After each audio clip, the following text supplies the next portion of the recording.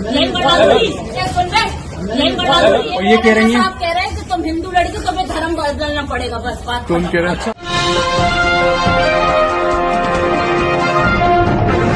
साथियों नमस्कार, मैं हूं नीरज पटेल और आप देख रहे हैं नेशन जनमत। चुनावों में कौन हारा कौन जीता इसके परे नेशन जनमत को तकलीफ इस बात की है कि इस देश में इंसानियत और संवेदनाएं पूरी तरीके से हार चुकी हैं। एक वीडियो सोशल मीडिया में वायरल हो रहा है जिसमें मुस्लिम समाज का एक युवक एक अस्पताल पर आरोप लगाता है कि महज मुस्लिम होने की वजह से बीजेपी शासित मध्य प्रदेश की राजधानी भोपाल में स्थित एबीएम हॉस्पिटल के प्रबंधन ने उसके पिता के इलाज से इनकार करते हुए उसे दूसरे अस्पताल ले जाने को कहा। जब वो अपने पिता की दूसरे अस्पताल में शिफ्टिंग कर रहा था, इसी दौरान रास्ते में पिता की मौत हो जाती है। इस बात की शिकायत करने जब वो दोबारा अस्पताल पहुंचता है तो अस्पताल की महिला कर्मचारी न सिर्फ उसके साथ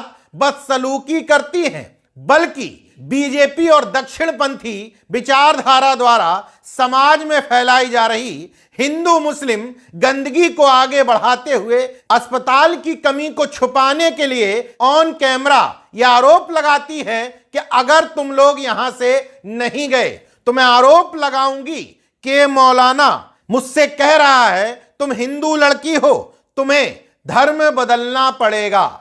इतना ही नहीं, खुद को एबीएम अस्पताल का मालिक बता रही वो लड़की ऑन कैमरा कहती है, सुनवे तुम्हें यहीं गड़वा दूंगी।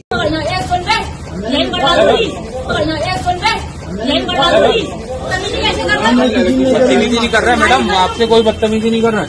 वीडियो नीचे, वीडियो तो बनेगी ना, क्यों वीडियो नीचे? कौन बता, फोन लेके बता, ये हाथ में फोन लेगा बता, फोन लेगा कौन बता। ये मैडम धमकी दे रही थी कि ये जो है हिंदू लड़की पे जो है क्या ब्लैकमेल करने का आरोप लगा रही हैं और ये कह रही हैं आप कह रहे हैं कि तुम हिंदू लड़की हो, तुम्हें धर्म बदलना पड़ेगा, बस बात। तुम कह रहे अच्छा कितने लोग हैं बताइए, आपके पास प्रूफ बताइए, प्रूफ बताइए आप किसी के बाद बात करने के लिए आए तो ये हमसे कह रही है कि हम आपको एक हिंदू लड़की को धमका रहे हैं और इस केस में हम आपको फंसा देंगे। ये मैडम है सोनाली चौक से, ये सोनाली चौक से ये कह रही थी कि हम इस केस में आपको फंसा देंगे। आप दोबारा रिपीट करिए, वो वही रिपीट करिए मैडम जरा बात आप बोलिए। मुझे ब्लैकमेल कर रहा है। हाँ, ये बहुत बात है और इसमें कोई हमने ब्लैकमेल नहीं किया है इनको। अब जरा सोचिए, अगर ये वीडियो ना बना होता तो सुनवे तुझे यहीं गड़वा दूंगी कहने वाली ये लड़की जो इस पीड़ित परिवार से बदतमीजी और बदसलूकी कर रही है, यही आपको पीड़ित नजर आती क्योंकि महिला और सरकार परस्त होकर के अपना जो ये पक्ष पुलिस को बताती, उसी को असली बयान मान करके उस मुस्लिम परिवार का उत्पीड़न भी शुरू कर दिया जाता।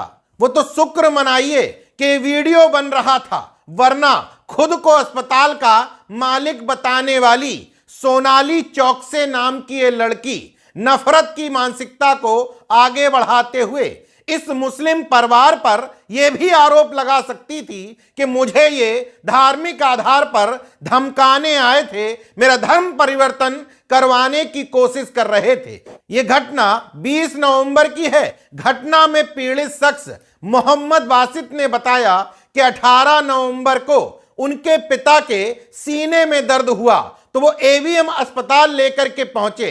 अस्पताल में एक डॉक्टर ने उनके पिता का चेकअप किया और बोला इनको किसी दूसरे अस्पताल ले जाइए। जब वजह पूछी तो नहीं बताई गई। वासित ने पिता को बचाने की गुहार लगाते हुए डॉक्टर्स के हाथ पैर जोड़े, लेकिन वो नहीं पसीजे। थक हार करके वासित जब अपने पिता को दूसरे अस्पताल ले जा रहा था, उसी दौरान पिता दम तोड़ देते हैं। 20 नवंबर को वासित इसी मामले की शिकायत करने के लिए और ये पूछने के लिए आखिर उसके पिता का इलाज क्यों नहीं किया गया, तो वहां उसकी भिड़ंत इस्लामोफोबिया से ग्रस्त इस अस्पताल की कर्मचारी सोनाली चौक से, जो खुद को अस्पताल की मालकिन बता रही है उससे हो जाती है और वो सफाई देने की बजाय अपना पल्ला झाड़ने के लिए खुद उस मुस्लिम परिवार पर आरोप लगाने लग जाती है। और लगाए भी क्यों ना, उसको बहुत अच्छी तरह से पता है कि पीड़ित परिवार मुस्लिम है।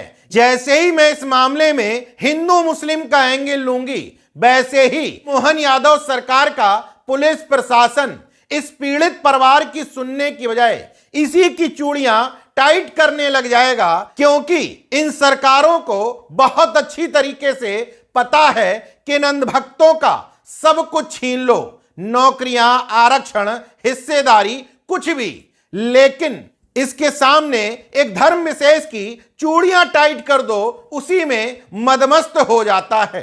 बहरहाल इस पूरे घटनाक्रम पर नेशन जनमत सिर्फ इतना कहना चाहता है कि अस्पताल प्रबंधन कोई भी हो, इस तरह के नफरती कर्मचारी तुरंत अपने यहां से हटा दिए जाएं जो धर्म देख करके इलाज करते हैं। दूसरी बात, मध्य प्रदेश प्रशासन को इस तरह के अस्पताल और उसके प्रबंधन का जरूर इलाज करना चाहिए, क्योंकि ये लोग साफ तौर पर समाज में नफरत की खाई बढ़ाने का काम कर रहे हैं। लेकिन ये करेगा कौन?